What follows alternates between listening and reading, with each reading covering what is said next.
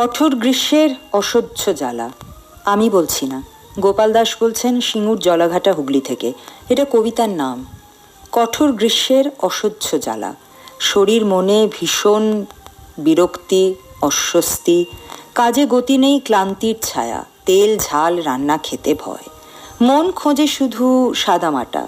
মন খোঁজে শান্ত শীতল পরিবেশ। হৃদয় চায় গরম থেকে নিস্তার। জলাশয়ের জল শুকিয়ে প্রায় নোংরা আবর্জনায় পরিপূর্ণ।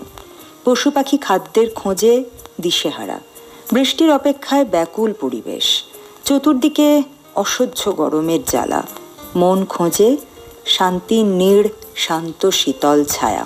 আমরা সকলেই জানি যে তেল ঝাল রান্না খুব গরমে খাওয়া উচিত নয়। অ্যাসিডিটি হতে পারে, অন্যান্য শরীরের সমস্যা হতে পারে। কিন্তু তবুও বোলপুর শান্তিনিকেতনে যাওয়ার পথে ফাস্ট ফুডের দোকানে তো ভালোই ভিড় দেখছি। তাহলে তাদের বোধহয় কষ্ট হয় না? একবার প্রশ্ন করতে হবে। দেখা যাক, রাস্তা দিয়ে যখন যাব তখন একটু খুঁদেদের দেখলে জানতে চাইবো যে এই যে রোল খাচ্ছ, ফুচকা খাচ্ছ, মোমো খাচ্ছ, ব্লা ব্লা ব্লা চলছে যেগুলো, তো তাতে কোনো কষ্ট হয় কি? নাকি একটু যখন আমাদের বয়স বাড়ে তখন আমরা এসব নিয়ে বেশি ভাবি? হতেও পারে। এটা একদিন একটা কথায় গানে বা বীরভূমের জানালাতে টপিক হবে। আদারওয়াইজ আপনি গ্রীষ্মের একটা সুন্দর ছবি ফুটিয়ে তুলেছেন আপনার এই কঠোর গ্রীষ্মের অসহ্য জ্বালা কবিতার মধ্যে দিয়ে। ঠিক বলেছি নামটা? ওকে, ডান।